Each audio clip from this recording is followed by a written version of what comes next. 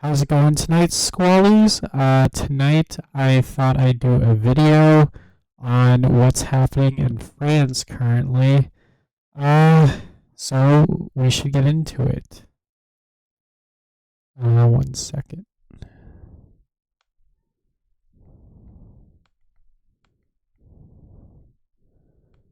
Okay. French riots make migration a top European issue. Resonance in U.S. amid border crisis. Riots began last month after death of teenager in Nanterre. Mass riots that have torn through France in recent weeks have made migration, particularly mass migration from Africa, a top European issue once again, while also resonating in the U.S., as it also continues to tackle an ongoing crisis at its southern border. As the horrific riots in France have proven, we must also redouble our efforts to ensure that anyone who comes to America shares our values and assimilates into our culture. Former President Donald Trump said last week, "We don't want people coming into our country that hate us." The riots began after the June 27th death of, I'm not even going to pronounce that name, a 17-year-old of Algeria, Morocco descent, who was shot and killed by a police officer during a traffic stop in a suburb of Paris. Cool. It sparked historic violence even in a country known for its regular rioting on issues such as pensions. But these riots have led to hundreds of police officers injured and the destruction of buildings. An Associated Press tally found that more than 6,000 vehicles have been destroyed and more than 1,100 buildings attacked. France remains on edge ahead of its July 4th Bastille Day celebrations, with fireworks sales banned out of concern of serious disturbances to public order. It is similar in some respects to rioting seen in 2005, when there were weeks of rioting after the deaths of two teens of African heritage killed at a power station while fleeing police. The riots have raised issues to do with alleged racism and discrimination by police against men of African descent, similar to the way that the 2020 riots in the U.S. in the wake of the death of George Floyd sparked a national conversation on race. Advocates have pointed to statistics that show black or Arab men are 20 more times likely to be stopped by police. Some outlets have also cited statistics that only 1 in 10 of those arrested is a non-citizen. But in France and across Europe, the unrest is reviving. Discussion about immigration, particularly from North African and Muslim countries, which became a major EU-wide issue during the 2015 migrant crisis, but then largely drifted when COVID-19 hit in 2020. The 2015 migrant crisis played a key role in both the victory of a number of right-wing movements in Europe, including Britain's exit from the European Union, and the rise of a number of populist governments and countries, including Italy and Austria.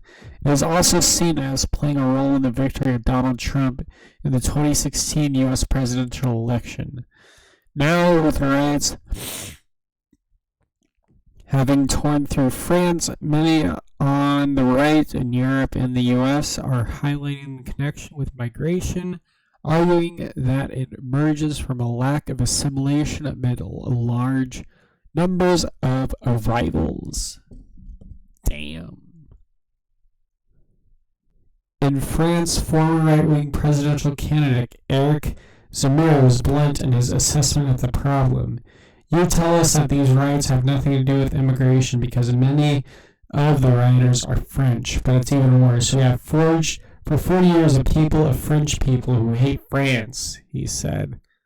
French government recommends TikTok restrictions after Macron blamed Chinese app for fueling youth rioters, which is like another article, I guess. Meanwhile, Poland cited the French riots when rejecting an EU migration agreement that would require countries to accept a certain number of migrants or be fined. Shops looted, police cars set on fire, barricades in the streets. This is now happening in the center of Paris and many other French cities. "We don't want such scenes on Polish streets," Polish Prime Minister tweeted. "We don't want scenes like this in any city in Europe. That is why we will defend the conclusions of the 2018 European Council. We will defend the principle of voluntary admission of migrants. Stop illegal migration. Safety first." Europe is threatened by mobs of anti-Europeans who smash police stations, burn libraries, and stab to steal a mobile phone, who are unwilling to adapt to our way of life and our laws, Spanish Vox Party leader said, according to Politico. "They think that we are the ones who have to adapt."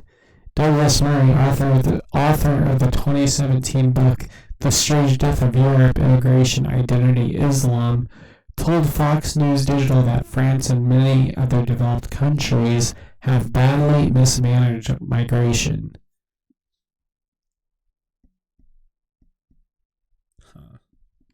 Alrighty. So that was from Fox News, baby. But my take on the whole situation is that France has been dealing with these riots for a while, and it seemed to happen around the time of George Floyd, and it only has gotten proceedingly worse. And I just thought I'd make a quick little video about it and let the squallies know. So you beautiful bastards have a wonderful, sexy night.